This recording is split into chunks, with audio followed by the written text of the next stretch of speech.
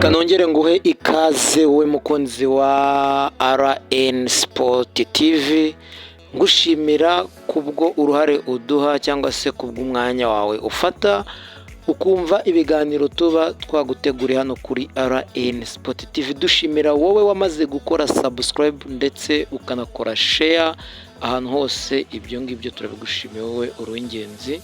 Nawe utarakora subscribe tugusaba kugira ngo ukore subscribe kugira ngo ujye ubona cyangwa se ujye uba mbere mu kubona ibiganiro tuba twaguteguriye hano kuri RN Sport TV. Ahanga twebwe tuvuga siporo, nta kindi twivugira. Aka kanya tugiye kuvuga ku ikipe ya APR FC ifite umuyobozi mushya cyangwa se ifite chairman mushyashya. Ahanga akaba yemeje bidasubirwaho abanyamahanga ko bari mu nzira, ndetse ikigero kigeze kuri 80%, aho rwose abanyamahanga bageze babarambagiza, ndetse ko haziyongeramo n'amaraso mashya y'abakinnyi b'abanyarwanda. Ibi ngibi chairman mushyashya wa APR ariwe witwa Lieutenant Colonel Richard Karasira, ibi yabitangaje nyuma y'uko habaye amatora muri Ferwafa hariya, ndetse perezida akaza kuba Alphonse Munyentwari. Ibi rero rwose chairman mushyashya wa APR nibwo yabitangaje, avuga ko abanyamahanga byemejwe ko bazagaruka mu ikipe ya APR, ndetse ko bageze kuri 80% barimo barambagiza abakinnyi. Niyo soko tiri ingabo z'ahandi ni gake cyane, hari abandi bibaho abo tuziyambaza baturusha umupira niba ngombwa tukabazana. Mbona turi no mu nzira yo kunabazana, bigeze na kuri twabamenyesha tuzazana abantu twumva ko badufasha kugera kuri iyo ntego yo kujya kuri muri Afrika. Barazana umubare bangahe? Nta byemezo turafata, ariko ari umubare ntarengwa mu Rwanda ugomba kukinisha. Hanyuma namwe mushatse mwana asubiza mu kibuga hazabanga izo zazaza umunyamahanga aze kuri bench. Urumva niyo range iyo ari batanu kenshi ushobora gusanga batandatu barindwi, ariko ntabwo wazana umuntu avuye hanze kuzamukira kuri Vanitush.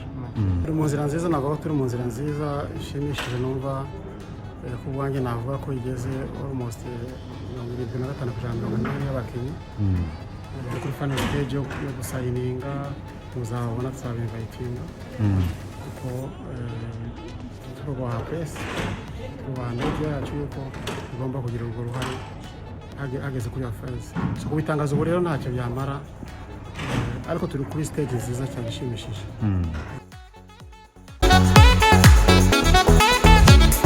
Chairman mushya wa APR kandi yagize icyo avuga ku bagabo batatu bakoreye iyi kipe, aribo Mupenzi Eto uzwi cyane mu kugurira ikipe ya APR FC abakinnyi, Major Uwanyirimuwe Jean Paul wari ushinzwe ubuzima bwa buri munsi bw'ikipe ariwe team manager, ndetse na Major Nahayo Ernest wari umuganga w'iyi kipe. Chairman wa APR FC rero Richard akaba yavuze ko rwose aba bagabo kugeza ubu ngubu ntago yeruye avuge n'abafunze cyangwa se bari, ariko yagize byinshi atangaza. Aravuga ati tuzakomeza tuganire abantu bamenye ubuzima bw'ikipe, ariko kuba batari mu kazi nuko hari ibibazo bafite. Ibyo bibazo igihe bakibirimo ndumva nta byinshi twabivugaho, kuko hari impamvu yatumye batagaragara mu mupira, ari nayo mpamvu muzagenda mumenya n'ibyemezo bizagenda bifatwa ku bijyanye n'imyitwarire cyangwa se ibikorwa tutishimiye bakora. Ibyo muzabimenya. Tubibutse yuko rero aba bagabo rwose ari n'andi makuru yavugaga ko mu cyumweru cyashize aba bagabo bageze imbere y'urukiko bakaburana. Mupenzi Eto ndetse n'uyu Nahayo Ernest ari umugabo, uyu nguyu wari umuganga wa equipe, ndetse utibagiwe n'uyu nguyu Jean Paul team manager, bakaba barageze imbere y'urukiko. Amakuru akaba yaravuga ko rwose bageze imbere y'urukiko.